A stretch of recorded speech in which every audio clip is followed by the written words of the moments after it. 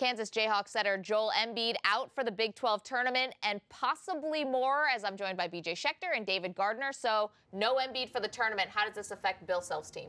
Well, I think Kansas still has a lot of talent, but this is a big blow. I mean, he's a shot blocker. He affects everything that they do defensively. Offensively, they'll have no problem. He's not much of an offensive threat.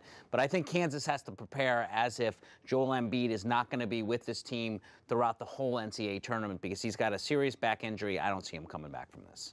I think it's a devastating blow for Kansas. I mean, anytime you're talking about losing somebody who is a potential first-round pick, a potential #1 overall pick in the NBA draft, that's a huge blow to your team, even if it is a team that has a ton of talent around him. Embiid was a big part of what they were doing defensively, especially, and on offense as well. So it's going to be a big loss for them. One good thing that could come out of this, Tariq Black is played an increased role, the transfer from Memphis. He's a big body. He's not Embiid. He's a much more demonstrative offensive player. It's a huge opportunity for him. He's done well in the 2 games that Kansas has been without Embiid, and I think he's going to have to step up. Kansas is the #1 seed in the Big 12 tournament. Are they a potential NCAA tournament winner without Embiid, David?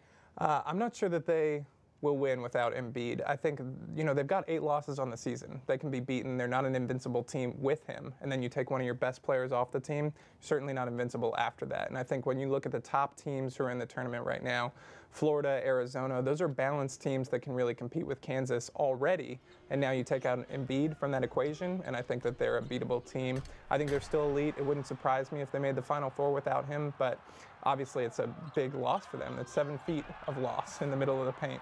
They're certainly not a favorite, but this is a very good basketball team. Andrew Wiggins is certainly playing better than he's played all year. Just think back to the beginning of the season. We didn't know who Joel Embiid was, and this was a top 5 basketball team. I agree with David. I don't think they're a favorite, but I think this team could easily reach the Final Four, and depending who else is there, they have enough talent to win it, even without him. David, you mentioned that Joel Embiid could be a top draft pick in the NBA draft upcoming in June. How does this fractured vertebrae impact his draft stock? Well, when you talk about big men and back problems, that is always something that NBA general managers are going to be very wary of. And so you go from being a potential #1 overall pick, almost a lock for that spot. Him and Jabari Parker are probably the 2 that are really looking towards that top spot. And then now one of them has injury concerns. That makes Jabari Parker, that makes Andrew Wiggins look a lot better compared to Joel Embiid. Yeah, I think we have to know a little bit more about this back injury. We've heard it's a fracture, it's a lower back injury. How serious is it? How long does it take to heal? Was it a complete fracture or a hairline or a stress fracture? A lot of the NBA guys have said Jabari Parker is the most polished player. Joel Embiid has the most upside. Depending on how that injury is, if he sits out for the rest of the NCAA tournament, he makes a full recovery, he could still be a top 2 or 3 pick. This is what keeps NBA general managers up at night. But for now, Bill Self and Kansas have to march on without their center, Joel Embiid.